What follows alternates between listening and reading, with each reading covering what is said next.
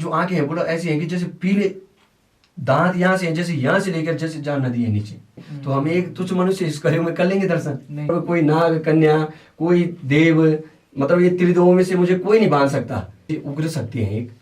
तो कुछ दिन बाद जिसने रखा उसकी भी मृत्यु हो गई। यही सोच के तुलसीदास जी के आंसू आ गए। अगर सुबह होते होते रामचरितमानस ऊपर सबसे ऊपर आ गई ग्रंथों की, तो भगवान शिव स्वयं प्रकट होके हस्ताक्षर कर लेते हैं कि ये सबसे बड़ा ग्रंथ है। तो यहाँ पे शमशान घाट है, इसके बगल में हम जब तब कर रहे थे, जैसे धक्का मारा किसी ने, अच्छा वो तो आएगा। उस पेड़ में ब्रह्म राक्षस का निवास था। यहाँ से एक दैंत आता था, जी। दैंत आता था, वो नदी में 12 बजे रात को 12-1 बजे रात को नहाने जाता है। और जैसे नजदीक जाता था तो जैसे कोई पहाड़ टूट गया हो ऐसी आवाज आती थी, पत्थरों की बजने की, जैसे गड़ गड़ गड़ ऐसी आवाज आती। काल भैरव ने बोला कि यहाँ क्यों, आपने क्यों याद किया मुझे, क्या है कारण? मारण क्रिया होती है तंत्र में, तो ये करना है। जब कोई देवता हो जाता है तो तब देखता नहीं कि क्या है क्या नहीं है। 1600 वर्षों तक तुलसीदास, काल भैरव और हनुमान जी की लड़ाई होती है।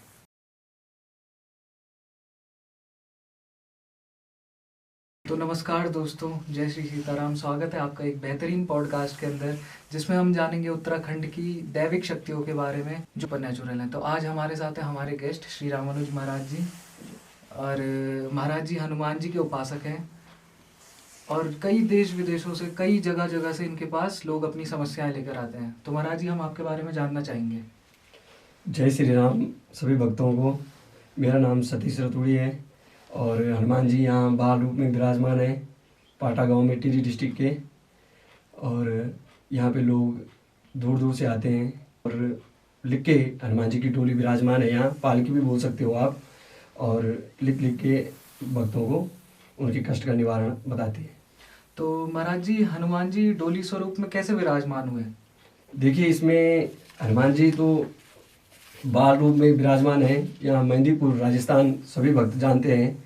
तो यहाँ से हनुमान जी की कृपा प्रारंभ हुई और धीरे धीरे भक्ति मार्ग में हनुमान जी ने संकेत किए कि आप मुझे पालकी रूप में विराजमान करो और लोगों के कष्ट को मैं दूर करूँगा। जी महाराज। और फिर लोग धीरे धीरे दूर से आने लगे। पहले नज़दीक से आते थे। जब नज़दीक से आते थे तो जो भी चीज़ भगवान की प्रेरणा से मुंह से निकल जाता था वो वाक्य सत्य हो जाता था। तो धीरे धीरे हनुमान जी ने फिर बोला कि पालकी रूप में मुझे विराजमान करो। तो महाराज जी, हनुमान जी ने आपको संकेत कैसे दिया? संकेत, भगवान का भाव तो बचपन से ही था हमारे अंदर और धीरे धीरे भाव बनता गया। हनुमान जी के मंगलवार के व्रत भी लेता था। तो किसी कारणवश जॉब के लिए जाना पड़ा, तो वहाँ पे रहना सहना जो था, वातावरण था अनुकूल नहीं था भक्ति के माहौल से, तो उस वजह से वहाँ छोड़ना पड़ा। फिर थोड़ा शारीरिक परेशानी भी होने लग गई। तो जिस कारण से भगवान कभी स्वप्न के माध्यम से संकेत करते थे, तो धीरे धीरे वो समझा और फिर बालाजी ने बोला कि यही सेवा मेरी करो। अच्छा। और आप यहाँ पे डोली विराजमान हो गए। अच्छा जी। और महाराज जी, हनुमान जी के जन्म स्थान को लेकर कई मतभेद हैं। हाँ जी। तो इसके बारे में आप स्पष्ट करके बता दीजिए। देखिए, शास्त्रों में हनुमान जी के जन्म का जो है वो 2 जगह आ रखा है। आनंद रामायण में जो लिखा हुआ है, तो ये नासिक, महाराष्ट्र में नासिक है, वहाँ पे आंजनेय पर्वत है। तो वहाँ पे हनुमान जी का, आंजनेय पर्वत में हनुमान जी का जन्म हुआ है। वहाँ पे प्रमाण भी है, अंजना माता का मंदिर भी है और पद चिन्ह भी है उनके। क्योंकि हनुमान जी जब 3 महीने के थे तो वहाँ से उन्होंने सूर्य को निकलने के लिए छलांग लगाई। हाँ जी। सूर्य को निकलने के लिए जब छलांग लगाई तो जो पीछे से जो दबाव बना, तो उनके पंजों के पूरे जो पैर होते हैं, तो पूरे पैर के निशान पड़े हुए हैं। तो ये प्रमाणित होता है कि वैसे नासिक डिस्ट्रिक्ट में है। कर्नाटक में भी बताते हैं हनुमान जी का जन्म हुआ है, लेकिन शास्त्रों के और विद्वानों का मत नासिक में ज़्यादा है कि आंजनेय पर्वत में हनुमान जी का जन्म हुआ है। जी महाराज जी। और महाराज जी, जैसे महिलाएं हनुमान जी की जप तप पूजा व्रत रख सकते हैं? देखिए, इसमें तो कई विद्वान जनों ने अपनी अपनी राय रखी है, लेकिन ऐसा है नहीं। लेडीजें भी, महिलाएं भी हनुमान जी की पूजा कर सकती हैं, व्रत रख सकती हैं। जी।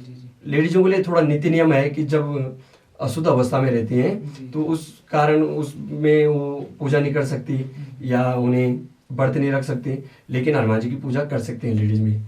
ये भ्रांति है और ये गलती फैला रखा है, माहौल बना रखा है कि लेडीजें पूजा ना करें। सिर्फ हनुमान जी पे चोला नहीं चढ़ा सकती लेडीजें, चोला ये है कि वर्जित है। चोला अगर कोई हो तो लेडीजें चोला ना चढ़ाएं, और चोला रख सकती हैं वहाँ पे, लेकिन चढ़ाएं ब्राह्मण के हाथ से या किसी पुरुष के हाथ से। अच्छा, और महाराज जी हनुमान जी की सबसे पहले पूजा किस जगह हुई थी? हनुमान जी की सबसे पहले पूजा जो रामायण में लिखा हुआ है, ये विभीषण जी ने पंपा सरोवर के किनारे की थी, स्तुति की थी उन्होंने हनुमान जी की। और व्रत और पूजा का सबसे पहले विभीषण जी ने किया था जब उनका राज्याभिषेक हुआ था। अच्छा। क्योंकि हनुमान जी ने उन पर हनुमान जी की ऐसी कृपा हुई कि उन्हें राज्याभिषेक हुआ उनका, तो हनुमान जी की उन्होंने स्तुति सबसे पहले शुरुआत में की। जी जी जी। और महाराज जी जैसे हनुमान जी की हम कृपा मतलब रिद्धि सिद्धि या तंत्र मंत्र के द्वारा हनुमान जी को पाया जा सकता है, या फिर वो हम पर स्वयं अपनी कृपा बना सकते हैं? देखिए, इसमें हनुमान जी को तंत्र मंत्र से तो नहीं पाया जा सकता, क्योंकि हनुमान जी तो हवा है, पवन है ना, पवन को कोई पकड़ नहीं सकता। और चिरंजीवी हैं, सप्त चिरंजीवी से हैं, तो पवन को पकड़ना तो बहुत मुश्किल है। और हनुमान जी को अगर हनुमान जी को आधीन करना है तो भक्ति भाव से, दास भाव होना चाहिए, राम राम का सुमिरन होना चाहिए, स्तुति होनी चाहिए। अगर तंत्र मंत्र से आदमी चलेगा तो इसके दुष्परिणाम भी होते हैं, आदमी पागलपन भी हो सकता है, या कुछ ऐसे साइड इफेक्ट हो जाएं कि जो न झेल पाए। तो तंत्र मंत्र से तो हनुमान जी की कई पूजा पद्धति भी नहीं है, इतने शास्त्रों में है, शास्त्रों में कई तंत्र मंत्र की पूजा पद्धति नहीं है। हनुमान जी की जो है वो दास भाव है। अच्छा। क्योंकि हनुमान जी जो तत्व है वो हवा है। जी जी जी। तो हवा है, पवन के पुत्र हैं, तो उनको आदमी कैद नहीं कर सकता, रख नहीं सकता एक जगह कि हाँ मैंने आधीन कर दिया या किसी को सिद्ध कर दिया तो ये जब मैं बोलूँ तब, ऐसा कुछ नहीं है। हनुमान जी सिर्फ भाव से, अगर भाव होगा तो हनुमान जी स्वयं कैद हो सकते हैं। आपने लंका में देखा होगा ना, इंद्रजीत जब हनुमान जी को ब्रह्मास्त्र चलाता है तो हनुमान जी बन जाते हैं, लेकिन ब्रह्मास्त्र तो ब्रह्मा से वरदान था उन्हें कि ब्रह्मास्त्र उन पे लगेगा नहीं, तो अपनी मर्जी से बनते हैं। रावण की सभा में जाते हैं, रावण की सभा में जाते हैं तो रावण सोचता है कि ब्रह्मास्त्र ने काम कर लिया, लेकिन हनुमान जी बोलते हैं कि मैं खुद ही अपनी मर्जी से आया, मुझे कोई देवता, कोई गंधर्व, कोई नाग कन्या, कोई देव, मतलब ये त्रिदेवों में से मुझे कोई नहीं बांध सकता। मैं अपनी मर्जी से जहाँ बनूंगा तो अपनी मर्जी से बनूंगा, मुझे कोई नहीं बांध सकता, वरना मैं नहीं बनूंगा। तो हनुमान जी तो हवा है, इन्हें कोई नहीं बांध सकता। और भाव से, दास भाव होना चाहिए। हनुमान जी की भक्ति दास भाव में है, जिसमें राम राम का सुमिरन है और भाव होना चाहिए। और महाराज जी जैसे कई लोगों का ये मानना है कि हनुमान जी की पूजा अर्चना करके उग्र स्वभाव पैदा होता है, तो इसके बारे में आपकी क्या राय है? देखिए, हनुमान जी की पूजा करने से हनुमान जी उग्र शक्ति हैं, एक हनुमान जी पंचमुखी भी हैं, और हनुमान जी के अलग अलग स्वरूप हैं। हनुमान जी को हम जैसे हम बोलते हैं कि हनुमान जी माता के सामने हनुमान जी विराजमान होते हैं, द्वारपाल हैं, तो वो अलग रूप है उनका। ऐसा नहीं है कि हनुमान जी पूरे विराजमान है। जो राम की भक्ति कर रहे हैं वो अलग रूप है, जो बाल रूप है उनका वो अलग रूप है। तो हनुमान जी उग्र शक्ति है। तो हनुमान जी का जब आदमी ध्यान करता है तो उसमें नित्य नियम होना बहुत जरूरी है। अगर नित्य नियम उसका सही ना हो, खान पान सही ना हो, व्यवहार सही ना हो, और राम राम की वो ना हो, सुमिरन ना हो, तो एकदम तेज गुस्सा आ जाएगा। आप कभी भी हनुमान चालीसा लगातार पढ़ना, और लगातार 5 या 7 हनुमान चालीसा कंटिन्यू पढ़ना, तो आपको ऐसा चिड़चिड़ापन हो जाएगा कि आप लड़ने लग जाओगे। हाँ जी, हाँ जी। तो ये कारण ये है कि इसको शांत करने के लिए राम राम राम राम का सुमिरन बहुत जरूरी है। और खान पान और व्यवहार, आदमी का अपना व्यवहार कैसे है, लोक व्यवहार कैसे है, तो ये दोनों चीज, व्यवहार आदमी का, मन कर्म और वचन, ये 3 चीज से आदमी हनुमान जी की रिद्धि सिद्धि पा सकता है। जी जी जी। और महाराज जी जैसे तुलसीदास जी हैं, तो तुलसीदास जी ने हनुमान चालीसा का लिखिन वो किया है, तो हनुमान चालीसा उन्होंने कब और कहाँ लिखी? देखिए, तुलसीदास जी ने तो वैसे इसमें भी शास्त्रों में 2 प्रमाण हैं। एक हनुमान चालीसा जो हमने गुरुमुख से सुना है, तो हरिद्वार में हर की पौड़ी में भी हनुमान चालीसा निर्माण हुआ, वहाँ पे उन्होंने शब्द लिखे भोजपत्र पे। तुलसीदास जी ने भोजपत्र पे शब्द लिखे जो हनुमान चालीसा के 1-1 2 उन्होंने पहले से सोचा नहीं था, पर जो भाव से आया वो उन्होंने कलमबद्ध कर दिया। और एक जो शास्त्रों में प्रमाण है वो ये है कि हनुमान चालीसा का निर्माण जब अकबर ने एक बार क्या किया है कि अकबर के राज्य में तुलसीदास जी का डेरा था, कुटिया थी उनकी छोटी सी। तो किसी मंत्रियों से उन्होंने सुना कि कोई सिद्ध पुरुष है बहुत चमत्कार करता है, राम राम का जाप करता है, तो कुछ चमत्कार देखना चाहते हो तो इसको राजसभा में बुलाते हैं। जी महाराज। तो अकबर ने आदेश किया, मंत्रियों को बोला कि सेना भेजो और इसको बुला के लाओ, इससे हम कुछ चमत्कार देखना चाहते हैं कि क्या क्या करता है। तो तुलसीदास जी को बुलाया, तो तुलसीदास जी ने उनका आमंत्रण जो किया था वो ठुकरा दिया, कि बोला मैं ऐसे संसारिक तो हूँ नहीं कि मुझे आपसे कुछ चाहिए, राजकीय मेरा स्वभाव नहीं है, मुझे राजकीय कुछ नहीं चाहिए, कहीं मेरा राजकीय में कहीं नाम नहीं है, कहीं मेरे नाम जमीन नहीं है, कहीं मेरा कुछ नहीं है, राजकीय मेरा रिकॉर्ड ही नहीं है। तुलसीदास जी ने ये बोला, मैं सिर्फ भगवान की प्राप्ति करने के लिए आ रखा हूँ और मैं यहीं से भगवत धाम जाना चाहता हूँ, तो मेरा कोई विशेष नहीं, व्यक्ति मतलब किसी से कोई वो नहीं है। तो अकबर चिढ़ गया। अकबर वैसा था, थोड़ा सा मूढ़मती था ना अकबर तो जो वो करता था तो एकदम गुस्सा हो जाता था। तो अकबर ने सेना से जबरदस्ती उनको बुला के अपने राजसभा में बुला दिया। तो अकबर ने बोला कि आप बहुत सिद्ध पुरुष हो, आप कोई चमत्कार दिखाओ हमें। जी महाराज। तो तुलसीदास जी ने बोला कि चमत्कार मैं क्या दिखाऊंगा, मैं तो चमत्कार तो राम राम राम राम की माला जपता हूँ, मैं राम जी दिखाएंगे, मैं तो एक तुच्छ मानव हूँ। तो अकबर बोलता नहीं तो हम आपको कारागार में डाल देंगे। तो कारागार में डाल देंगे। तो तुलसीदास जी ने बोला मैं कोई चमत्कार नहीं दिखा सकता, अगर राम जी की यही इच्छा है तो आप मुझे कारागार में डाल दो। तो अकबर गुस्सा हो जाता है, अकबर तुलसीदास जी को कारागार में डाल देता है। अब जैसे डाल देता है तो तुलसीदास जी मायूस हो जाते हैं, क्योंकि राम भरोसे उन्होंने हनुमान बाबू की रचना की थी तुलसीदास जी ने, तो उसमें स्पष्ट लिखा रखा है कि मैं राम भरोसे हूँ। उनका कोई मतलब वो नहीं था। खाना भी वो आकाशवाणी से खाते थे, जो आके से मतलब जो भगवान से जो प्राप्त हो गया, किसी मंगाते नहीं थे या कोई देगा, किसी के भरोसे नहीं थे, जो मिल गया उनको रास्ते में, ऐसा था। तो अकबर ने खाना पीना उनका सब बंद कर दिया और कारागार में उनको डाल दिया। यही सोच के तुलसीदास जी के आंसू आ गए। तो तुलसीदास जी ने राम जी की स्तुति की। राम जी की स्तुति की तो राम जी फिर उन्हें ध्यान आया कि हनुमान जी की स्तुति करनी है मुझे। तो हनुमान जी की स्तुति उन्हें कोई पता नहीं थी कि क्या करनी क्या नहीं। तो एकदम से जो हनुमान चालीसा का दोहा है, क्योंकि गुरु रूप में वो हनुमान जी को मानते थे, तो गुरु रूप तभी तो उसमें जो पहला दोहा है, श्री गुरु चरण सरोज रजनी मन मुकुर सुधारी वरण रघुवर विमल जसु जोधाय फलचारी। तो जो ये वाक्य हैं, इन वाक्यों से उन्होंने, मैं सबसे पहले गुरु जी को प्रणाम करता हूँ। किसको? हनुमान जी को, जो गुरु रूप में उन्होंने मान रखे हैं। सुमिरो पवन कुमार बल बुद्धि, मुझे ऐसी बल और बुद्धि दी कि मैं इस कारागार से मुक्त हो जाऊं। बुद्धिहीन तनु जानिके सुमिरो पवन कुमार बल बुद्धि विद्या देहु ही अरहु कलि स्वीकार। ठीक है जी। फिर वो हनुमान जी का ज्ञान गुण करने लग जाते हैं। जय हनुमान ज्ञान गुण सागर जय कबीर। तो हनुमान जी तो वायु है, हनुमान जी की कानों तक पहुंच जाती है स्तुति। तो हनुमान जी देखते हैं, फिर देखते हैं कि अकबर ने कारागार में डाल रखा है, कोई वो नहीं है। तो बताते हैं कि अभी शास्त्रों में भी लिखा है, मैं आपको बता भी दूंगा, 3 सेकंड में कम से कम 1000 बंदर आते हैं वहां अकबर के कारागार में। अरे ये दिल्ली की बात है, ये प्रमाणित भी है। गुप्त हनुमान जी का मंदिर है वहाँ। अच्छा। वहाँ पब्लिक नहीं जा सकती, ऐसे दर्शन करने नहीं जा सकती। चांदनी चौक में गुप्त हनुमान जी का मंदिर है, तो वहाँ सारे प्रमाण है इस चीज के। तो अकबर ने जैसे कारागार में उनको डाला तो 3 सेकंड के अंदर बंदर आ गए। बंदरों ने ऐसा उत्पात मचाया कि अकबर का मुकुट, पूरा राज सिंहासन सब फाड़ फूड़ के, सेना, उनके भाले बुले सेना सब छीन गए बंदर। तो अकबर ने बोला कि ये क्या हुआ, हमारे क्षेत्र में तो बंदर है ही नहीं, ये कहाँ से आए, और इतनी संख्या में आए कि हम खुद ही कम पड़ गए और हम पे आक्रमण करने लगे। तो मंत्री ने बोला, बीरबल थे जो उनके, तो बीरबल ने बोला कि महाराज आप सबसे पहले जो अंदर आपने साधु बंद कर रखा है, एक बार उसे छोड़ो और तब देखते हैं कि क्या होता है। तो जैसे तुलसीदास जी बाहर आए तो बताते हैं कि 3 सेकंड आना हुआ, 3 सेकंड में वो बंदर कहाँ गए पता ही नहीं चला। जी, पता ही नहीं चला। और जब पता ही नहीं चला तो तब उन्होंने बोला अकबर ने कि देख लिया हमने आपका चमत्कार, और जब तक मेरा जीवन रहेगा आपको मैं कभी परेशान नहीं करूंगा, और जो भी मेरे से होगा मैं आपको आपकी सेवा या मदद करूंगा। लेकिन तुलसीदास जी ने वो ठुकरा दिया कि मुझे आपकी कोई मदद की जरूरत नहीं है। जी। हाँ जी। तो महाराज जी, तुलसीदास जी का नाम तुलसी किसने और कब रखा? तुलसीदास जी का जो नाम था, तुलसीदास जी एक केवट के घर पैदा हुए थे। केवट के घर तुलसीदास जी पैदा हुए थे। तो तुलसीदास जी के होती उनकी माता जी गुजर गई। जी। फिर तुलसीदास जी की होती माता जी गुजर गई, और कुछ समय बाद जैसे तुलसीदास जी 4-5 साल के हुए तो उनके पिताजी का भी देहांत हो गया। पिताजी का देहांत भी हो गया तो बगल में गांव में, जैसे यहाँ होते हैं आस पड़ोस में, गांव वालों ने रख दिया कि बेसहारा है, बच्चा है, इसको रख दो। तो कुछ दिन बाद जिसने रखा उसकी भी मृत्यु हो गई।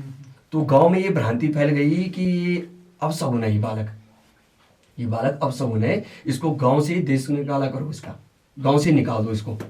तो गांव वालों ने ऐसी वो बनाई कि नौका में तुलसीदास जी को बच्चे को डाल के और बहा दिया कि हमारा गांव बच जाएगा इस प्रकोप से। नहीं तो जो इसको अपने साथ रख रहा है या जिसकी इसकी छाया पड़ रही है तो उसका देहांत हो रहा है, मर रहा है ना। तो कुछ ना कुछ अपशगुन है इस लड़के में।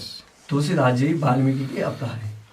वाल्मीकि रामायण जो लिखी है वो वाल्मीकि जी ने लिखी है, और रामचरितमानस तुलसीदास जी ने लिखी है। ठीक है जी। तो ब्रह्मपुत्र है, मतलब एक बोलते हैं कि पुण्य आत्मा है। तो पुण्य आत्मा थी तो साधु जैसे ही नौका से बहाते हैं गांव से, तो कुछ दूर जाके साधु लालन पोषण करने लग जाता है। लेकिन तुलसीदास जी पे जो नजर थी वो श्री हनुमान जी की पहले से ही थी। मतलब एक लीला है भगवान की, उनके माध्यम से रामचरितमानस इस कलयुग में घर घर पहुंचानी थी। क्योंकि कलयुग का जो प्रभाव है वो रामचरितमानस ही रोक सकती है, क्योंकि घर घर कलयुग का प्रभाव है। जी। दिमाग में कलयुग का प्रभाव है। तो इस चक्कर में तुलसीदास जी को जब लालन पोषण किया साधु ने, तो श्री हनुमान जी उनके साथ साधु के भेष में आते थे मिलने। तो जब उनका 5 वर्ष की आयु हुई थी, तो तब राम नामकरण होना था। तो राम भोला नाम रखा था साधु ने तुलसीदास जी का। जो साधु था राम भोला नाम से तुलसीदास जी को पुकारता था। तो जिस दिन नामकरण की बात आई तो श्री हनुमान जी भी साधु के भेष में आए, और साधु के भेष में हनुमान जी ने बोला कि तुलसी सबसे पवित्र होती है जी। हम तुलसी कुछ भी चीज़ अगर तुलसी का भोग लगाते हैं तो हनुमान जी को तुलसी बहुत पवित्र है और बहुत अच्छी लगती है, मतलब प्रिय चीज़ है हनुमान जी की तुलसी। तो हनुमान जी ने बोला कि इस बालक का नाम तुलसी रखो, आज से इसका नाम तुलसीदास है। जी। तो जो साधु थे वो हनुमान जी की बात, क्योंकि साधु रूप में थे, पहचान तो पाए नहीं कि वो हनुमान जी है, लेकिन वो बोलते हैं कि हाँ बाबा ने बोल दिया। तो तब से तुलसीदास जी खुश हो जाते हैं कि मैं राम भोला से तुलसीदास हो गया। जी। हाँ जी। और महाराज जी, जैसे आपने बोला कि हनुमान जी की नज़र हमेशा मतलब तुलसीदास जी पे रहती थी, तो कभी तुलसीदास जी पे ऐसा संकट आन पड़ा कि मतलब हनुमान जी को स्वयं किसी मैदान में उतरना पड़ा? देखिए, कलयुग का तो बहुत प्रभाव था। जब तुलसीदास जी ने, जब कलयुग ने अपने प्रथम चरण में था, तो हनुमान जी को भी कलयुग ने बहुत परेशान किया। जी। तो जब हनुमान जी को बहुत परेशान किया, तो शिव जी ने भैरव रूप लिया था। तो भैरव बाबा क्या करते हैं कि हनुमान जी के मंदिर की स्थापना करवाते हैं भक्तों से, क्योंकि हनुमान जी के सेवक हैं भैरव बाबा। जी। ठीक है जी। और करवाते हैं तो शिव जी बोलते हैं कि आप पृथ्वी में जाओ और जहाँ रामचरित का प्रचार करो और श्री हनुमान जी के मंदिर बनवाओ। आप जहाँ हनुमान जी के मंदिर होंगे वहाँ कलयुग का प्रभाव नहीं होगा। जी। ठीक है जी। अब कलयुग का प्रभाव क्या है? कुमति, कुसंगत, कुविचार, है ना, गलत खान पान, गलत व्यवहार, यही तो कलयुग है। तो इससे लोग बचे रहेंगे। तो इस कारण से क्या किया है कि भैरव बाबा हनुमान जी का प्रचार करने लगे। तो हनुमान जी परेशान हो गए। हनुमान जी भोले बाबा से बोलते हैं कि मैं अब इस कलयुग को बर्दाश्त नहीं कर सकता, और मैं अगर बिगड़ गया तो कलयुग क्या ये पृथ्वी नहीं रहेगी, इसने मुझे बहुत परेशान कर दिया। तो क्या करते हैं कि शिव जी बोलते हैं कि अभी तो इसका पूरा चरण होना है कलयुग का, क्योंकि अंत बता रखा है ना, जब ये अपने पूरी चरम सीमा पे पहुंचेगी तब इसका अंत होना है, जब कल के अवतार होगा। तो शिव जी हनुमान जी को बोलते हैं कि आप एक काम करो, आप राम राम का ध्यान करो, अब मगन रहो, आप कलयुग पे ध्यान ही मत हो। तो भैरव बाबा यहाँ पृथ्वी में अपना तब तक प्रचार कर ही रहे थे, जगह जगह हनुमान जी के मंदिर बन ही रहे थे। तो एक बार क्या हुआ कि कलयुग ने हनुमान जी की बाँह पकड़ दी, कलयुग ने हनुमान जी की, तो बाँह पकड़ दी तो दर्द होने लग गया। जिसको हम आज कुछ भी बोल सकते हैं, भूत प्रेत क्या है, ये सब कलयुग ही तो है ना, मतलब जो नेगेटिव चीज़ें हैं। जी। ये कलयुग का ही प्रभाव है। तो पकड़ दी तो हनुमान जी ने कई जगह उनकी वो भी की, मदद की, और साथ ही रहते थे। कई बार रामचरितमानस को बनाने बिगाड़ने में, ये शास्त्रों में, काशी के विद्वानों में भी इसमें हस्तक्षेप किया, है ना। हस्तक्षेप मतलब आप बता सकते हैं कि कैसा क्या किया उन्होंने? हस्तक्षेप मतलब ये है कि रामचरित जब मानस तुलसीदास जी ने पूर्ण कर दी थी, तो कई बार तो कलयुग ने मिटाई, जो लिख कलमबद्ध कर देते थे, अनार की कलम होती थी, और उससे भोजपत्र पे तुलसीदास जी ने रामचरितमानस लिखा। तो कलयुग क्या करता था, जैसे लिख लेते थे तुलसीदास जी, तो कलयुग जाता था और किसी का स्वरूप लेके, कलयुग का मतलब ये कि चाहे भूत प्रेत हो या कोई भी नेगेटिव और आओ, और उसको मिटा देता था। तो जब तुलसीदास जी परेशान हुए तो हनुमान जी ने बोला कि तू एक जगह पे बैठ के लिख, चित्रकूट की घाट, तो वहां तक मैं ऐसा वो कर दूंगा कि कलयुग नहीं आ पाएगा। तो वहाँ पे बैठ के जो भी है इधर उधर मतलब एक जगह में बैठ के करना। तो जब बैठ के करने लगे तो कलयुग का प्रभाव तो रहा नहीं, तो रामचरितमानस पूरी हो गई थी। जब पूरी रामचरितमानस हो गई थी तो ग्रंथ के रूप में जाने लगे। जैसे हमारे 4 ग्रंथ है ना, हमारे ग्रंथ है जैसे, तो एक ग्रंथ के नाम है जैसे शिवा पुराण है, दुर्गा पुराण है, तो रामचरितमानस को भी उपलब्धि मिल रही थी। तो काशी के विद्वानों ने बोला कि ये ग्रंथ नहीं है रामचरितमानस, क्योंकि अनपढ़ आदमी है और अनपढ़ आदमी ने अवधी भाषा में लिखा हुआ है, क्योंकि दोहा है इसमें ना, इसमें संस्कृत नहीं है। जैसे हमारी भागवत में होती है तो संस्कृत के बहुत बड़े बड़े श्लोक होते हैं, और इसमें कोई श्लोक नहीं है, ये अवधी भाषा में है। दोहे हैं इसमें, इसमें सोरठा है, छंद है और दोहे हैं। तो उन्होंने बोला कि ये तो अनपढ़ आदमी है, अब हमने तो पढ़ाई लिखी कर रखी है और संस्कृत के हम कांड विद्वान हैं, तो ये तो अब कोई अनपढ़ आदमी किसी के पास ला लेगा तो स्वतः ही बोलेगा कि ये क्या लाया है। तो उन्होंने बोला कि हम इस चीज़ को खारिज करते हैं, कोई ग्रंथ नहीं है और ये इसकी मनगढ़ंत वो है। तो तुलसीदास जी व्याकुल हो गए। तो तुलसीदास जी ने क्या किया कि जब प्रचार कथा सुनाते रहते तो काशी के विद्वानों तक की बात आ गई। मतलब होता है ना कि किसी का अगर काम चल रहा है, अगर उसको काम को उसकी किसी और के काम की बराबरी मिलने लगी और जब उसका काम खतरे में पड़ जाए तो तब आदमी ध्यान देता है कि हाँ मेरे काम पे फर्क पड़ने लग गया। जी है ना।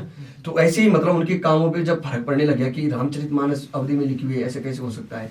तो इन्होंने क्या किया कि इन्होंने उसके बाद बोला कि ये आदमी धोखेबाज है और ये आदमी धोखेबाज है, ये कोई ग्रंथ नहीं है। तो जब सभा हुई काशी में विद्वानों की, बड़े बड़े साधु संतों को बुलाया गया, तो वहाँ पे ये बोला गया कि काशी विश्वनाथ जो भगवान शिव को समर्पित है, वहाँ ये ग्रंथ रखा जाए। पहले शिवा पुराण रखी जाए, दुर्गा पुराण रखी जाए, अब हमारे 4 वेद रखे जाए, सारे ग्रंथ रखे जाए और रामचरितमानस सबसे नीचे रखी जाए। ठीक है जी। और अगर सुबह होते होते रामचरितमानस ऊपर सबसे ऊपर आ गई ग्रंथों की, तो ये प्रमाणित है कि ये ग्रंथ है, नहीं तो हम नहीं मानेंगे कि ये ग्रंथ है। जी। तो तुलसीदास जी ने तो राम के तो भरोसे थे, तुलसीदास जी ने बोला कि ठीक है जी, अब आप अगर बोल रहे हो तो मुझे तो पूरा भरोसा है कि ये ग्रंथ है, तो आप भगवान की प्रेरणा से मैंने लिखा है। हनुमान जी मेरे साथ है, हनुमान जी ने जब मुझे एक एक चीज़ बताई तो मैंने लिखा है, तो ये ग्रंथ है। तो तुलसीदास जी तैयार हो गए। रात को 4 ग्रंथ और रामचरितमानस सबसे नीचे रखी गई। सुबह होती मतलब उसका वो होना था कि हाँ क्या है। तो दरवाजे कब मंदिर के पट मंगल किए गए, वहाँ पे सुरक्षा वाले रखे गए कि कोई अंदर न जाए बाहर न जाए, पूरी व्यवस्था के साथ साथ। उसके बाद सुबह जब पट खुलते हैं तो विद्वान आते हैं, सब सभा के सामने खुलते हैं, तो रामचरितमानस सबसे ऊपर थी। हाँ, ये हमारे 4 वेद ये ग्रंथ जो भी हैं नीचे थे और रामचरितमानस सबसे ऊपर थी। तो काशी के विद्वान देखते हैं बोलते हैं कि रामचरितमानस सबसे ऊपर है। तो उसमें जब वो खोलते हैं पहला पेज है तो उसमें लिखा रहता है सत्यम शिवम सुंदरम। रामचरितमानस यहीं से सत्यम और शिवम सुंदरम का लोगों तक मतलब बात आई कि हाँ ये सत्यम सत्य शिव सत्य है। तो सत्यम शिवम लिखा रहता है, तो शिव जी बोलते हैं कि ये मैंने हस्ताक्षर कर रखे हैं इसमें कि ये सत्य है। तो सत्यम शिवम है जो भगवान शिव के हस्ताक्षर है। अच्छा। रामचरितमानस में तो भगवान शिव स्वयं प्रकट होके हस्ताक्षर कर लेते हैं कि ये सबसे बड़ा ग्रंथ है रामचरितमानस। 4 वेदों को नीचे भी रखे और सबसे ऊपर रामचरितमानस आ जाता है। तो काशी के विद्वान क्या होते हैं कि द्वेष भावना उनके मन में जल जाती है, क्योंकि ऐसा था कि पहले तो ये प्रमाणित करना था, उन्हें लगा कि नहीं हो पाएगा ये। जी। है ना, ये तो एक मजाक है। तो उसके बाद जब उन्हें लगा कि ये तो ग्रंथ बन गया और हमारे सारे वेद नीचे आ गए, तो ये तो बहुत ज़्यादा वो हो गया। तो वहाँ तक उनके अपने तक बात आ गई कि हमारी इतनी पढ़ाई लिखाई करके इतनी वो करके क्या फ़ायदा। अरे एक अनपढ़ आदमी जो सिर्फ राम राम जप रहा है। क्योंकि ज्ञान, मेरा मानना, व्यक्तिगत मानना भी ये है कि किताबी ज्ञान और आत्मज्ञान में फर्क है। किताबी ज्ञान अलग होता है और आत्मज्ञान अलग होता है। जो ज्ञान आता है वो आत्मज्ञान से आता है, किताबी ज्ञान से ज्ञान नहीं आता। सिर्फ आदमी भौतिकवाद में पढ़ सकता है कि इसका ये होता है उत्तर प्रश्न दे सकता है, लेकिन आत्मज्ञान से आदमी विद्वान बनता है ना। ये है। तो उसके बाद क्या होता है कि जब द्वेष भावना उनके मन में आती है तो वो क्या करते हैं कि भगवान काल भैरव है काशी के कोतवाल, तो जो काशी के कोतवाल हैं काल भैरव, वो उनके इष्ट हैं विद्वानों के। तो वो बोलते हैं कि अब क्या करें, मार तो सकते नहीं। कई बार उन्होंने हमले करवाए तुलसीदास जी से, लेकिन तुलसीदास जी पे जब उन्होंने हमले करवाए तो हनुमान जी ने उनकी सहायता की। जैसे कुटिया रहती थी, वो भाले से किसी चीज़ से हमला करते थे तो कुटिया टूटती नहीं थी, जबकि झाड़ की कुटिया थी, कुटिया पे कोई फर्क ही नहीं पड़ता था, पत्ते नहीं खींच पाते थे वो कुटिया के। मतलब ये शास्त्रों में लिखा है, रक्षा करते, मतलब सूखा हुआ पत्ता जो कुटिया में रहता था वो 50 आदमी ऐसे खींचने लग जाते थे, लेकिन वो पता ही नहीं ला पाते थे वो। तो महल बनाने से नहीं आती मजबूती, भगवान की कृपा से आती है, ये भी बताता है रामचरितमानस। अगर कोई महल में कितनी भी सुरक्षा कर ले और भगवान की कृपा नहीं है तो कोई कहीं भी अंत हो सकता है ना। तो क्या हुआ कि उसके बाद तुलसीदास जी को काशी के विद्वानों ने अपने काल भैरव इष्ट को जगाया, स्तुति की तो काल भैरव प्रकट हुए। काल भैरव ने बोला कि हाँ आपने क्यों याद किया मुझे, क्या है कारण। उन्होंने बोला कि ऐसा ऐसा है और हमारा अस्तित्व खतरे में पड़ जाएगा और इसको तुमने करना है, क्योंकि काल भैरव उग्र स्वभाव है, तामसिक स्वभाव भी है और उग्र भी है। तो उन्होंने बोला कि तुलसीदास जी हैं, इनको आपने मतलब मारण क्रिया होती है तंत्र में, तो ये करना है जिससे हम पे आरोप भी नहीं आए और ये हो जाए। तो उसके हम बता रहा हूँ आपको। उसके बाद जैसे ही उन्होंने क्या किया कि काल भैरव ने देखा, तो काल भैरव ने बोला कि ये तो साक्षात ब्रह्मपुत्र है, एक पुण्यात्मा है, रामचरितमानस के लिए इनका अवतार हुआ है। और उसके बाद अवतार होने के बाद हनुमान जी इनके साथ हैं, तो ऐसा नहीं हो पाएगा, ऐसा नहीं हो पाएगा। तो काल भैरव अंतर ध्यान हो जाते हैं। अच्छा, अंतर ध्यान हो जाते हैं तो काशी के विद्वान होते हैं जो परेशान हो जाते हैं कि क्या करें क्या ना करें, क्योंकि उनका अस्तित्व खतरे में पड़ ही गया था। तो उन्होंने बोला कि अब क्या होगा। तो तब उन्होंने क्या किया कि तामसिक स्वभाव से काल भैरव की पूजा की। जैसे बकरी की बलि होता है ना कि उग्र जब कोई देवता हो जाता है तो तब देखता नहीं कि क्या है क्या नहीं है। तो उन्होंने तामसिक स्वभाव से काल भैरव की पूजा की, तो काल भैरव विकराल रूप में प्रकट हुए। जी। उन्होंने बोला कि अब मानना है। काल भैरव ने बोला कोई दिक्कत नहीं, ऐसा कोई वो नहीं है, आप मेरा भोग लगाओ और तुलसीदास जी को मैं अपने आप मृत्यु दंड देता हूँ। काल भैरव अंतर ध्यान हो गए और तुलसीदास जी के पीछे चले गए। जी। तुलसीदास जी के जब पीछे जाते हैं काल भैरव, तो पहला जो उनका वार रहता है वो त्रिशूल से वार करते हैं। ऐसे तुलसीदास जी चल रहे थे, पीछे से त्रिशूल चलाते हैं, तो हनुमान जी साधु के भेष में त्रिशूल पकड़ लेते हैं। तो हनुमान जी बोलते हैं कि ये तो राम राम का प्रचार कर रहे हैं, आप ऐसे क्यों कर रहे हो। काल भैरव को बोलते हैं, काल भैरव बोलते हैं कि भाई मैं तो भक्तों के अधीन हूँ, अब मुझे जगह है तो मैं तो कुछ ना कुछ करूँगा ही, तो मेरे को। तो इस वजह से 1600 वर्षों तक तुलसीदास काल भैरव और हनुमान जी की लड़ाई होती है, युद्ध होता है उनके बीच, क्योंकि हनुमान जी तो वैष्णव देवता हैं। तो बाद में क्या होता है कि हनुमान जी तो परम शक्तिशाली हैं, क्योंकि रुद्र अवतारों की निचोड़ है हनुमान जी। हम शिव जी के 11वें रुद्र अवतार है ना, तो 11वें भैरव जैसे अलग हो गया, तो जो हनुमान जी हैं वो 11 के निचोड़ है, पूरे 11 रुद्रों के समावेश है उनके अंदर। शंकर स्वयं जो बताया है, राम शंकर स्वयं है, मतलब वो किसी का भी रूप धर सकते हैं। और पूंछ में उनकी साक्षात माता जगदम्बा पार्वती का वास है। जी है ना। तो हनुमान जी पूंछ से काल भैरव को बांध देते हैं एक जगह पे, तभी तो हनुमान जो काल भैरव का पहले दायरा था वो काशी तक ही था, काशी का कोतवाल बोलते हैं उनको। तो हनुमान जी ने उस टाइम बांधा हुआ था कि आप काशी से बाहर नहीं आ सकते, ये है। अच्छा, और महाराज जी जैसे हनुमान चालीसा में एक पंक्ति यह है कि भूत पिशाच निकट नहीं आवे, महावीर जब नाम सुना दे। तो क्या महाराज जी महावीर जी का नाम सुनते ही भूत पिशाच भाग जाते हैं? देखो इसमें ऐसा है कि भूत पिशाच निकट नहीं आवे, महावीर जब नाम सुनावे, ये दो है हनुमान चालीसा का। तो इसमें ऐसा जरूरी नहीं है कि भूत पिशाच नहीं आएंगे। जी। हाँ, ये इसमें भ्रांति भी है ना कि लोग बोलते हैं कि भूत पिशाच निकट में, ऐसे बोलते हैं और भूत प्रेत भाग जाएंगे। तो ऐसा नहीं है, क्योंकि हनुमान जी की आनंद रामायण में हनुमान जी की भूतों की सवारी बता रखी है। अच्छा, मतलब हनुमान जी की सवारी क्या है, जैसे माता का शेर है, शिव जी का नंदी है, हनुमान जी की सवारी क्या है, हवा और भूति बता रखे। अच्छा, मतलब जब हनुमान जी उड़ते हैं तो हवा उनकी सवारी होती है ना। तो भूत पिशाच जो बता रखा है ऐसा नहीं है, इसका गलत वो भी है निकाल रखा है लोगों ने। भूत पिशाच बोलने का मतलब ये है कि हनुमान चालीसा में उससे पहले ही बता रखा है कि मन क्रम वचन ध्यान जुड़ा है। मन क्रम वचन से अगर कोई पढ़ रहा है, गलत व्यवहार है, गलत खान पान है, दौड़ कहीं से मदिरा पी के आ रहा है और तब कहीं डर लग रहा है, तब बोला कि भूत पिशाच निकलना है, महावीर जब नाम सुना है, तो ऐसे थोड़ा नहीं होगा, भूत तो आएगा। बिल्कुल है ना। अगर उसका मन और क्रम वचन एक साथ है और अच्छा व्यवहार है, अच्छा खान पान है, वैष्णवता है मन के अंदर, और वो अगर हनुमान ही बोलेगा तो उतने में हो जाएगा। भूत पिशाच बोलने की जरूरत भी नहीं, महावीर जब निकलना, सिर्फ हनुमान बोलने से ही। तो इसमें मन क्रम वचन ध्यान, ये तीनों मन और क्रम वचन ये जब रहेंगे तो तब जाके ये पंक्ति काम करेगी। गलत व्यवहार से नहीं करेगी काम, गलत खान पान से नहीं करेगी काम। भूत हनुमान जी को भी प्रिय है, बालाजी में बताते हैं हमने देखा भी है और अनुभव भी है मेरा कि हनुमान जी को भूत भी प्रिय है। जी जी। तुलसीदास जी को किसने मिलाया था हनुमान जी से? भूत ने तो मिला था। अच्छा, उसके बारे में आप कुछ बता सकते हैं? तुलसीदास जी जब शौच के लिए जाते थे तो जहाँ तक गंगा माँ चलती थी तो गंगा माँ का छाया पड़ती थी, बोलते ना जैसे छाया नहीं पड़ती, तो वहां तक तुलसीदास जी शौच नहीं करते थे।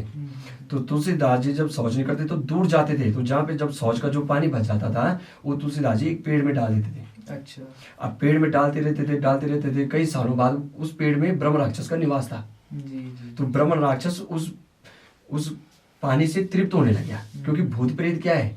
भूत प्रेत एक नेगेटिव ऊर्जा होती है और एक पॉजिटिव होता है। कई नेगेटिव होते हैं, कई पॉजिटिव होते हैं, हर भूत प्रेत गलत नहीं होते, है ना। तो क्या किया उन्होंने, ब्रह्म राक्षस जब प्रकट हो गया तो ब्रह्म राक्षस प्रकट होता है तो तुलसीदास जी से बोलता है कि बोल भाई क्या चाहिए। तो तुलसीदास जी बोलते हैं पहले सबसे पहले आप अपना इंट्रोडक्शन दो कि आप कौन हो। वो बोलता है कि आपने डेली पानी सोच के पानी जो बचा था आप यहाँ डालते थे, तो और उससे मैं तृप्त हो गया, क्योंकि मैं कुछ छू नहीं सकता, क्योंकि सूक्ष्म हमारा तो स्थूल शरीर है, भूत प्रेत सूक्ष्म शरीर में है।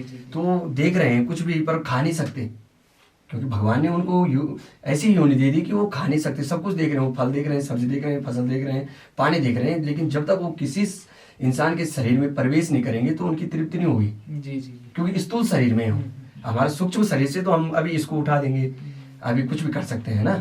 तो जब ब्रह्म राक्षस प्रसन्न हो जाता है तुलसीदास जी से, तो उसके बाद बोल क्या चाहिए तुझे। तुलसीदास जी बोलते हैं मुझे, आप कौन हो? तो बोलता है मैं ब्रह्म राक्षस। बोलो मुझे राम जी से मिला दो। कर सकते हो? ब्रह्म राक्षस बोलता है अगर मैं राम जी से मिला देता तो मैं इस योनि में क्यों होता? क्योंकि भगवान के दर्शन करने से मोक्ष की प्राप्ति हो जाती है इंसान को। अगर प्रत्यक्ष दर्शन हो जाए तो मोक्ष की प्राप्ति हो जाती है। तो मैं इस योनि में हूँ, मेरे कर्म ही ऐसे बिगड़ गए थे कि मैं इस योनि में हूँ, ब्रह्म राक्षस की योनि में। तो मैं तो कुछ नहीं कर सकता, लेकिन हाँ उनका जो दूत है हनुमान जी, मैं इतना बता सकता हूँ कि कहाँ रहते हो। तो तुलसीदास जी बोलते वो आपको राम जी से मिला देंगे। तो तुलसीदास जी बोलते बताओ। बोला जहाँ राम कथा होती है वहाँ आप जाइए, और जो सबसे अंत तक बैठे रहेंगे राम कथा में उनके पाँव पकड़ देना आप। तो तुलसीदास जी बोलते हैं कि किस भेष में रहेंगे? बोला ऐसे भेष में रहेंगे, वृद्ध अवस्था में रहेंगे, कोड़ी के भेष में रहेंगे, मतलब ऐसे लगे कि जैसे किसी की नजर ना पड़े। जी। होता है ना, जो अति सुंदर होता है तो सब देखते हैं, और जो नहीं होता तो इंसान नजर ही नहीं पड़ती उसमें। और सुंदर पे आदमी बार बार देखता है, आने जाने वाले सब देखते हैं कि यार ये कौन है, कहाँ से आया है ना। पर हनुमान जी ऐसे भेष में आते थे कि आदमी दूर भाग जाता था उनसे, बिल्कुल पूरे शरीर में सफेद सफेद दाग, जिससे आदमी दूर भागे। तो तुलसीदास जी देखते हैं, जैसे भूत बताता है, जो ब्रह्म राक्षस बताता है कि राम कथा में आएंगे और इस भेष में आएंगे, और जो सबसे लास्ट तक उठेंगे जब राम जी की आरती होने के बाद, तो वो हनुमान जी है। अच्छा। तो तुलसीदास जी क्या करते हैं, एक कोड़ी को देख लेते हैं, वृद्ध अवस्था में रहता है, बहुत बदबू आ रही थी, तो तुलसीदास जी जबरदस्ती बैठ जाते हैं वहाँ पे, चाहे बदबू भी आ रही, पर जब भूत बताता है तो यकीन कर लेता हूँ, बैठ जाते हैं। तो जैसे कथा होने लग जाती है तो जो वृद्ध आदमी था वो आराम आराम से जाने लग जाता है, चला भी नहीं जा रहा था उससे। जब आराम आराम से जाने लगा तो तुलसीदास जी पाँव पकड़ देते हैं। तो इतने उन्होंने अपना स्वरूप ऐसे बना रखा था कि जैसे उनके पाँव पकड़ते हैं तो जो मांस होता है वो गल रहा था उनका, जैसे एक बोलते हैं ना गड़ा कोड़ होता है जैसे, तो धौला कोड़ी होता है जिनका मतलब जो गलता है मांस, तो वो मांस गल रहा था। तो हम आम आदमी हो तो एकदम खिन्न हो जाए कि क्या हो गया, लेकिन वो जबरदस्ती तभी पकड़ के रखते हैं। वो बोलते हैं कि तुम कौन? वो बोलते हैं कि अरे मैं तो वृद्ध आदमी हूँ, ऐसी हालत है मेरी, मैं कहाँ हनुमान जी? वो बोलते नहीं आप ही हनुमान जी हो तुलसीदास जी। तो हनुमान जी बोलते हैं कि मैं हनुमान जी नहीं हूँ, मैं अपने पापों की पश्चाताप कर रहा हूँ और राम जी की कथा सुन के अपना कल्याण कर रहा हूँ, क्योंकि इस योनि में मैं भुगत रहा हूँ। तो आप मुझे छोड़ो, अब मैं नहीं जानता किसी हनुमान को कौन है क्या है, मैं तो सिर्फ राम जी कथा।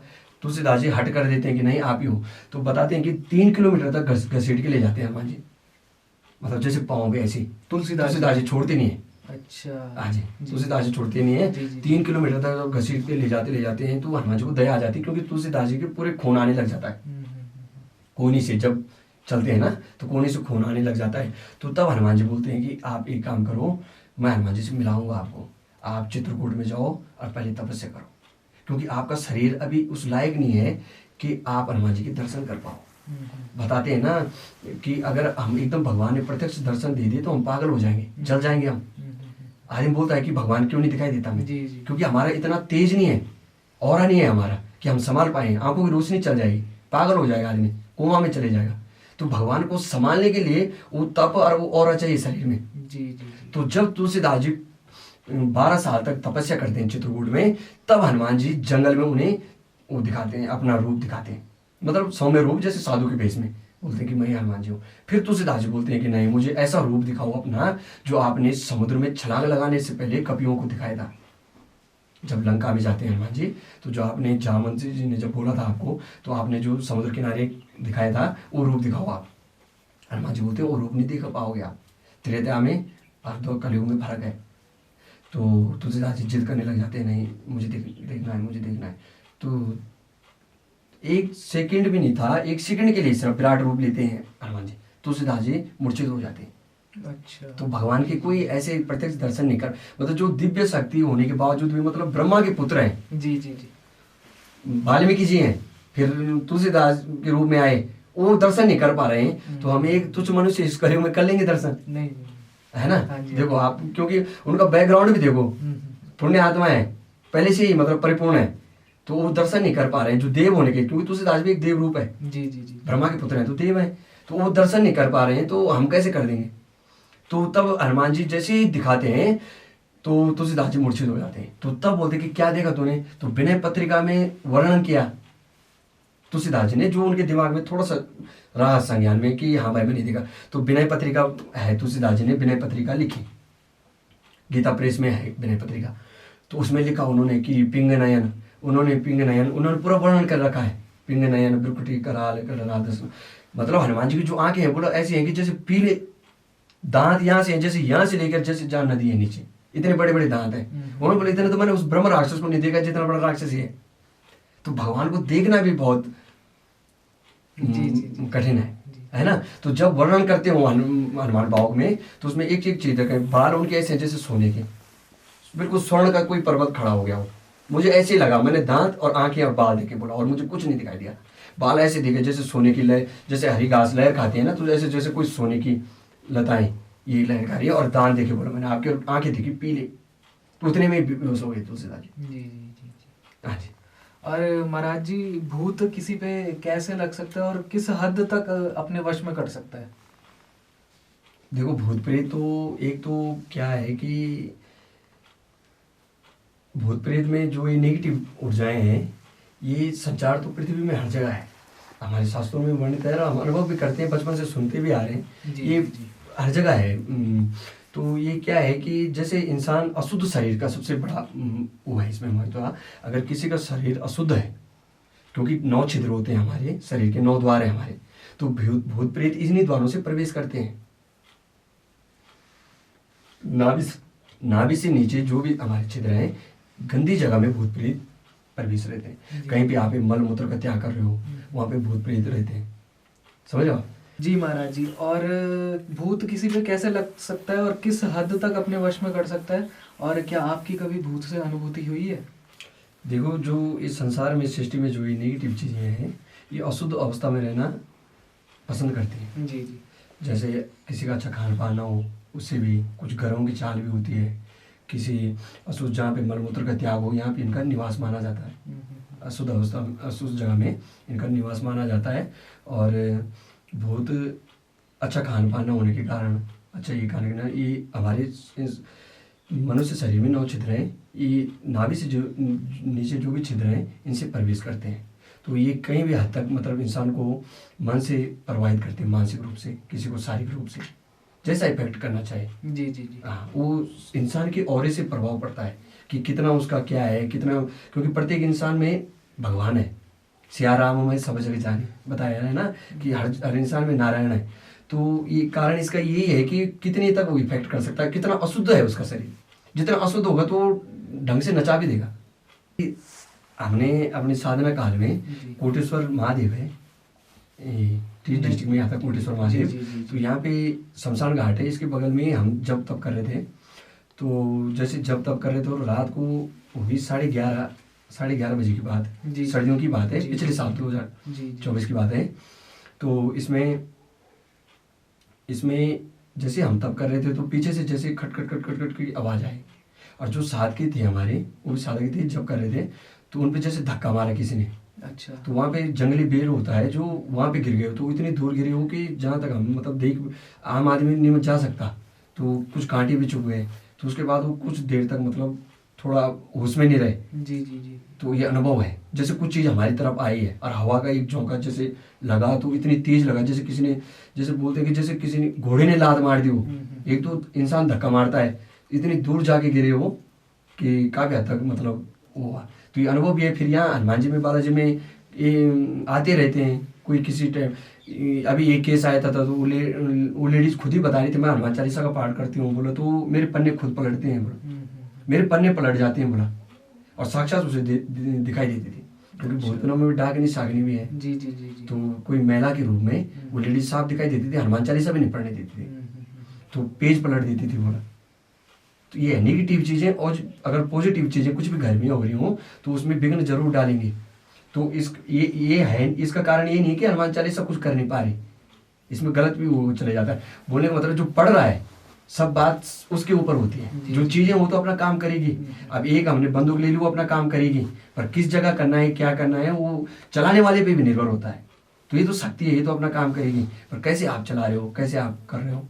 ये हमने अपने साधना काल में कोटेश्वर महादेव है, तीस डिस्ट्रिक्ट में आता है कोटेश्वर महादेव। तो यहाँ पे शमशान घाट है, इसके बगल में हम जब तब कर रहे थे।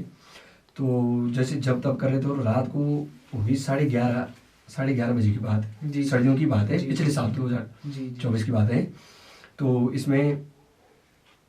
इसमें जैसे हम तब कर रहे थे तो पीछे से जैसे खट खट खट खट खट की आवाज़ आई, और जो साधकी थे हमारे, वो भी साधकी थे, जब कर रहे थे तो उन पे जैसे धक्का मारा किसी ने। अच्छा। तो वहाँ पे जंगली बेर होता है जो वहाँ पे गिर गए, तो इतनी दूर गिरे हो कि जहाँ तक हम मतलब देख आम आदमी नहीं जा सकता, तो कुछ कांटे भी चुभ गए। तो उसके बाद वो कुछ देर तक मतलब थोड़ा होश में नहीं रहे। जी जी जी। तो ये अनुभव है, जैसे कुछ चीज़ हमारी तरफ आई है और हवा का एक झोंका जैसे लगा, तो इतनी तेज लगा जैसे किसी ने, जैसे बोलते हैं कि जैसे किसी ने घोड़े ने लात मार दी हो। एक तो इंसान धक्का मारता है, इतनी दूर जाके गिरे हो कि काफ़ी हद तक मतलब वो हुआ। तो ये अनुभव भी है। फिर यहाँ हनुमान जी में, बालाजी में ये आते रहते हैं कोई किसी टाइम। अभी एक केस आया था तो वो लेडीज खुद ही बता रही थी, मैं हनुमान चालीसा का पाठ करती हूँ बोला, तो मेरे पन्ने खुद पलटते हैं बोला, मेरे पन्ने पलट जाते हैं बोला, और साक्षात उसे दिखाई देती थी। क्योंकि भूतनों में भी डाकनी सागनी भी है। जी जी जी जी। तो कोई महिला के रूप में वो लेडीज साफ दिखाई देती थी, हनुमान चालीसा भी नहीं पढ़ने देती थी, तो पेज पलट देती थी बोला। तो ये नेगेटिव चीज़ें, और अगर पॉजिटिव चीज़ें कुछ भी घर में हो रही हो तो उसमें विघ्न जरूर डालेंगे। तो ये है, इसका कारण ये नहीं कि हनुमान चालीसा कुछ कर नहीं पा रही, इसमें गलत भी वो चले जाता है। बोलने का मतलब जो पढ़ रहा है सब बात उसके ऊपर होती है। जो चीज़ें वो तो अपना काम करेगी। अब एक हमने बंदूक ले ली, वो अपना काम करेगी, पर किस जगह करना है क्या करना है वो चलाने वाले पे भी निर्भर होता है। तो ये तो शक्ति है, ये तो अपना काम करेगी, पर कैसे आप चला रहे हो, कैसे आप कर रहे हो। एक हमारे यहाँ से भाषा तौर से जैसे रात को बताते हैं, हमारे बुजुर्ग भी बताते हैं कि यहाँ से एक दैंत आता था। जी जी जी। दैंत आता था, वो नदी में 12 बजे रात को, 12-1 बजे रात को नहाने जाता है, अर्धरात्रि में आता है, मतलब 10 बजे के बाद वो शुरू हो जाता है आना। तो यहाँ से रानी चौरी से होते सुरसिंगदार, कांडा, कोटी, और फिर ये पाटा के रास्ते से माड़ होते हुए सीधा 0 पॉइंट जाता है जी जी जी। नदी में नहाने। तो बताते हैं कि भैरव का रूप ले लेता है वो नहाने के बाद। अच्छा। अशुद्ध रहता है, डेली अशुद्ध होता है, और सुबह भैरव का रूप ले लेता है। तो जब वो चलता था तो बचपन में हमने भी अनुभव किया है, इसमें देखा भी है कि दूर से एक टॉर्च की, मतलब जैसे टॉर्च लगा रखी हो ना, तो एक रोशनी से आती थी, और जैसे नजदीक जाता था तो जैसे कोई पहाड़ टूट गया हो ऐसी आवाज आती थी, पत्थरों की बजने की, जैसे गड़ गड़ गड़ ऐसी आवाज आती थी। जी जी जी। तो जब ये आवाजें आती थी तो जो सुनता था उस आवाज को तो उसके वशीभूत हो जाता था। फिर जैसे हमारे देवी देवता हैं, जब ये आते थे, इनका वो होता था, तब जाके उसमें आता था। अच्छा। और महाराज जी हनुमान जी का नाम सुनते ही मन में एक वानर स्वरूप की छवि बनती है, तो असल में वानर हैं या मनुष्य हैं? देखो हनुमान जी का जो स्वरूप है, बंदर स्वरूप उनकी क्रीड़ा का है। जैसे हम बोलते हैं ना, कभी बांदर देखते हैं तो जय सिया राम, जय बजरंगबली। क्रीड़ा का स्वरूप उन्होंने प्रत्यक्ष जो बंदर का स्वरूप किया था वो लंका में किया था, है ना। शास्त्रों में ये भी प्रमाण है कि वानर का मतलब ये होता है जो वन में रहते थे, वानर राज थे वो। जी जी जी। मतलब आदिवासी बोल सकते हैं हम जैसे, तो वानर राज थे, वन में उन्होंने ये किया, और क्रीड़ा का स्वरूप में उन्होंने प्रत्यक्ष दर्शन बंदर के रूप में किया था। जब रावण की लंका में सूक्ष्म रूप लेके गए थे। इसमें सुंदरकांड में है कि मशक समान रूप कविधारी। मशक का मतलब ये है कि जैसे जब किसी बिल्ली का बच्चा होता है और वो शिशु कुछ मिनटों का हो तो जो उसका आकार है उसको मशक बोलते हैं। तो उतना रूप उन्होंने बंदर का रखा था। बंदर का बच्चा भी थोड़ा बड़ा होता है। अच्छा। लेकिन बिल्ली का जो बच्चा होती है, जो नवजात रहता है उसी समय का, उतना उन्होंने रूप रखा था। और उस रूप को धर के, स्वरूप तो बंदर का था पर रूप जो आकार था वो मशक का समान था। तो उस रूप को धर के उन्होंने लंका में प्रवेश किया कि कहाँ क्या है, कहाँ सीता माता है, कहाँ रावण है, कहाँ क्या है, कहाँ विभीषण है, कहाँ क्या है। तो ये पूरा जो उन्होंने ब्यौरा लिया था ये मशक समान रूप रख के किया था। तो इनका जो स्वरूप है हनुमान जी का, ये बानर कुल में जन्मे हैं तो ये भी है और बानर रूप का भी है, दोनों का है। वैसे बताते हैं और ये शास्त्रों में भी लिखा है कि हनुमान जी शिव के अवतार हैं और शिव सबसे सुंदर देवता है। मतलब जैसे राम जी हो गए, कृष्ण जी हो गए, ये नील वर्ण के हैं और शिव जी हैं जो बहुत ही खूबसूरत देवता हैं। कर्पूर गौरम करुणावतारम संसार सारम भुजगेंद्रारम सदा वसंतम हृदय रविंद्र भवनी सहितम। कपूर के समान गोरे हैं, मतलब इनके बराबर कोई सुंदर ही नहीं है। जी जी जी। है ना। तो उनके रूप हैं। तो जब राम जी का जन्म हुआ था अयोध्या में तो शिव ने बोला कि मैं भी जाता हूँ, मेरे आराध्य चले गए। तो फिर बात ये हुई कि नारद जी ने बोला कि आप तो बहुत सुंदर हो और राम जी के साथ जाओगे तो राम जी की तो महिमा ही खत्म हो जाएगी। तो शिव जी बोलते हैं कि मैं ऐसे करता हूँ, मैं जो मेरे पे देखे ना नजर ना पड़े, मैं बानर का रूप रख लेता हूँ। जब बानर का रूप रखूंगा तो कोई मेरे पे देखेगा ही नहीं। अगर मैं अपने स्वरूप में चले गया तो राम जी की महिमा खत्म हो जाएगी, क्योंकि खूबसूरत देवता है। तो उसके बाद क्या हुआ कि माता पार्वती बोलती है कि मैं अकेले क्यों रहूंगी यहाँ कैलाश में जब आप जा रहे हो। तो शिव जी बोलते हैं तो मैं तो आराध्य की सेवा करने के लिए जा रखा हूँ। और जो जय विजय, जो रावण और अहि रावण थे, कुंभकर्ण थे, जय विजय हैं भगवान विष्णु के द्वारपाल। तो इनका वध होना था भगवान विष्णु के हाथों से। तो राम जी का अवतार हुआ, भगवान विष्णु का अवतार है राम जी। तो इन्होंने तो वचनबद्ध है कि अवतार होना है। और यहाँ पे शिव जी का बहुत बड़ा भक्त था रावण। तो शिव जी ने बोला कि मेरा योगदान भी होना चाहिए। तो हनुमान जी शिव जी हनुमान जी के रूप में आए। तो फिर माता पार्वती ने बोला कि मैं अकेले नहीं रहूँगी यहाँ, मैं भी जाऊँगी। तो हनुमान जी ने बोला कि आप कैसे, किस रूप में जाओगे, वहाँ कोई संक्षिप्त कोई जगह खाली नहीं है। क्योंकि भगवान कुछ भी चीज़ है पहले निर्धारित कर देता है। जो चीज़ भगवान ने जिसके लिए बना रखी है वो पहले से ही बन चुकी है। उसमें कितनी भी रुकावटें आएंगी, कितनी भी वो आएंगी, लेकिन उसे कोई नहीं रोक सकता। तो माता पार्वती बोलती है कि मैं आपकी पूंछ बन के जाऊंगी। हनुमान जी के बताते हैं, शास्त्रों में वर्णन है, पता नहीं कितने लाख किलो का सोने का घंटा है हनुमान जी की पूंछ में। अच्छा। मतलब उसकी कोई संख्या नहीं, इतनी सोने का घंटा जो बसता है हनुमान जी। तो माता पार्वती ने बोला कि मैं आपकी पूंछ बन के जाऊंगी और मैं ही आपके सबसे ज्यादा काम आऊंगी। क्योंकि हनुमान जी पूंछ ही, लंका दहन कौन करता है, पूंछ करता है। नागपाश जो पूंछ हनुमान जी का जो बंधन होता है उसे कोई देवता, मतलब जो साक्षात शिव जी भी आ गए तो वो बंधन नहीं तोड़ सकते। अच्छा। ऐसा बंधन है हनुमान जी का। कभी भी देवताओं का बंधन करते हैं, जैसे हमारे उसमें देवी देवताओं का कि हाँ ये देवता परेशान, गढ़वाली हमारे यहाँ विचित्र, उत्तराखंड में विचित्र देवता है, कोई परेशान कर रहा है तो ये हनुमान जी के मंत्रों से ही देवता का बंधन होता है। किसी की चौकी खोलनी हो, किसी की बांधनी हो, ये हनुमान जी का मंत्री, किसी का इष्ट प्रसन्न करना हो, किसी का इष्ट नाराज करना हो, तो ये हनुमान जी के बंधन होते हैं जो साबर मंत्रों जो हैं, तो इन्हीं से खोला जाता है, इन्हीं से बांधा जाता है। जी चलिए जी महाराज जी, तो इस कलयुग में हम हनुमान जी की कृपा कैसे प्राप्त कर सकते हैं? देखो, हनुमान जी परम वैष्णव देवता है और कलयुग में हनुमान जी की अगर कृपा प्राप्त करनी है तो वैष्णवता शरीर में होना बहुत जरूरी है। वैष्णवता मतलब शुद्ध आहार, तामसिक स्वभाव और आहार तामसिक दोनों नहीं होने चाहिए, क्योंकि हनुमान जी परम वैष्णव देवता है। और मन कर्म वचन साफ होना चाहिए, मतलब झूठ ना बोलना जी जी। और अच्छा व्यवहार और ब्रह्मचर्य जो मन और कर्म वचन दोनों से हो। ऐसा नहीं कि हम किसी से, मतलब शारीरिक रूप से ही, मन से भी अगर ब्रह्मचर्य, अगर आपकी मनोदशा ठीक नहीं है तो मन से भी ब्रह्मचर्य खंडित हो जाता है। ऐसा जरूर नहीं, क्योंकि हनुमान तो मन में भी है, वायु है, वो तो हर जगह है, तभी तो हमारा मन चल रहा है ना, जिंदा है दिमाग। तो वो तो हर जगह देख रहा है। तो मन में भी कई बोलते हैं कि मैं तो करता नहीं हूँ, लेकिन मन में आ जाती है। तो मन से भी ब्रह्मचर्य खंडित होता है, अखंड ब्रह्मचर्य, ऊर्ध्वगामी ब्रह्मचर्य होता है। ऊर्ध्वगामी बोलते हैं जिसे। ऊर्ध्वगामी का मतलब ये होता है कि मात भाव सब में, जो मात भाव होता है ऊर्ध्वगामी, मतलब जिससे शादी हो गई वहीं तक सीमित। ऐसा पर स्त्री पर नारी पे गलत विचार न हो आए। तो ऊर्ध्वगामी जो होते हैं तो ये हनुमान जी को अति प्रिय है, इनको अष्ट सिद्धि भी मिल जाती है, पर ये बहुत लास्ट स्टेप होता है। अच्छा, लास्ट मतलब ये साक्षात भगवान स्वरूप ही हो जाते हैं। जी जी जी। इनमें और भगवान में कोई, क्योंकि जैसा मर्जी चाहे वैसा कर सकते हैं, जिस मर्जी इंसान को वशीभूत कर सकते हैं, जहाँ मर्जी वहाँ जा सकते हैं। ऊर्ध्वगामी ब्रह्मचारी होते हैं तो हनुमान जी उपहार समेत भेंट दे देते हैं उनको जब ऊर्ध्वगामी हो जाता। तो ब्रह्मचर्य और मन क्रम वचन और राम राम की माला आदमी को यह सुमिरन करना चाहिए, और हनुमान चालीसा, क्योंकि तंत्र मंत्र यंत्र ये तीनों चीज हनुमान चालीसा है, उससे बड़ा कुछ है ही नहीं। अगर कोई बोलता है ना तो हनुमान चालीसा में शिव जी ने साइन कर रखे हैं कि हुई सिद्धि साक्षी गौरीसा। माता पार्वती बोल रही है, शिव जी बोले कि हम साक्षी हैं, जो ये पढ़ेगा, जो चीजें लिखी हैं ये बिल्कुल होगा। मतलब गारंटर बनते हैं ना कि ये चीजें होगी। तो माता भगवती और शिव जी गारंटर हैं, तो किसी तंत्र मंत्र करने की जरूरत ही नहीं है। हनुमान चालीसा अपना नित्य नियम से करो, और राम राम की माला, और दास भाव, तो कुछ मांगने का ना हो। दास भाव तो भगवान को पता है कि क्या चाहिए भक्त को, मांगने से नहीं होता, मांगने से कोई देता नहीं है, चाहे वो भगवान हो चाहे इंसान हो, क्योंकि वहाँ पे झुकता भी है, फिर वहाँ पे उसकी निंदा भी होती है। तो आदमी ना मांगे तो चाहे भगवान हो, वो स्वरूप स्वतः ही मिल जाता है।